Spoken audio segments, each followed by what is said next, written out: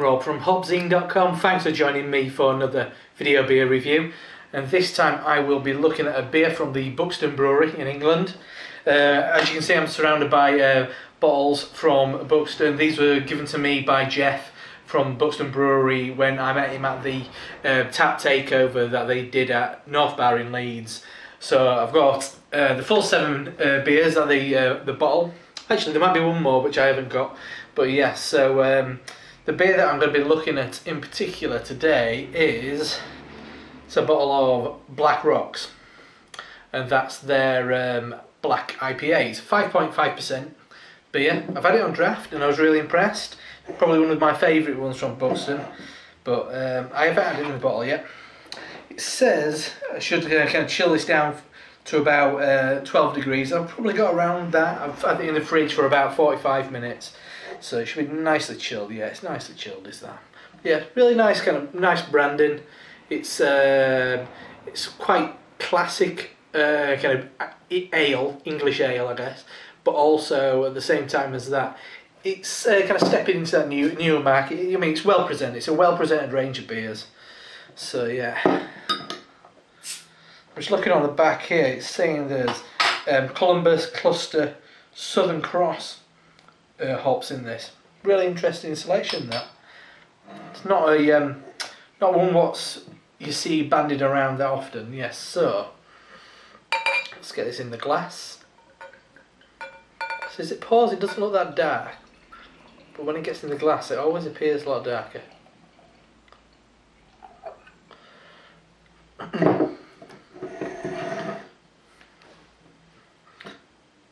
So let's have a look at that.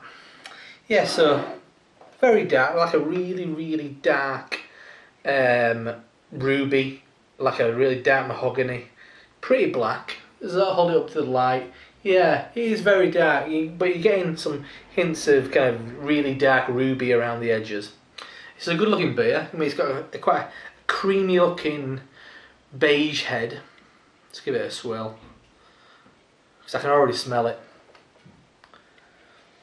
Oh, that's really interesting. Before I got to the glass, I was getting a load of not grapefruit, a load of blackberries. Kind of further you away from the glass, it's more blackberries. But when you get your nose in there, you give it a swirl. It's like a handful of fresh hops. I know I say this quite often, but if you've ever handled hops, it's got that kind of dry hop kind of quality, not dry hopped. And I'm sure this is. So yeah, 5.5% black IPA. I guess black IPA seems to be becoming very commonplace these days. It's not as kind of controversial as it once was. But yeah, really nice fresh orange juice, I'd say. But that mild must you get sometimes from like a handful of dry hops. Blackberries, but loads and loads of juicy citrusy hops. But it looks great as I swirl it around. It's leaving a really nice kind of creamy legs around the glass. It's lovely. Anyway, let's dive in.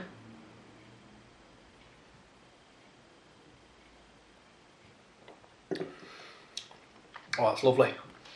Oh. Becomes more intense as as it's in your mouth and as it's washed down and it's kind of rolling around in your mouth. It really kind of develops.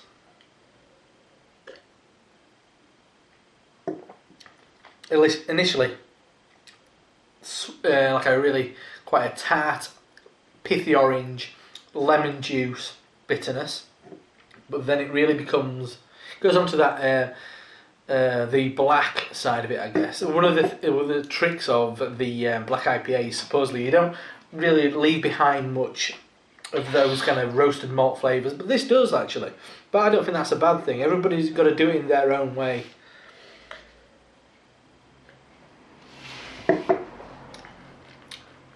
Juicy, then it becomes a little bit more assertive. Does that hop gets a bit starts becoming tart, and then it really opens up. It becomes about those roasted malts, a bit of coffee,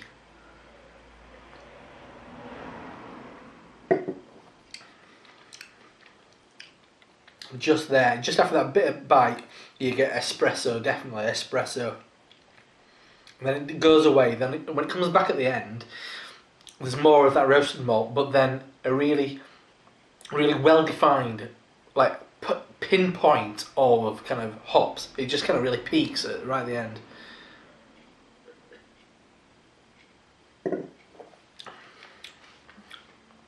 Nice and bitter.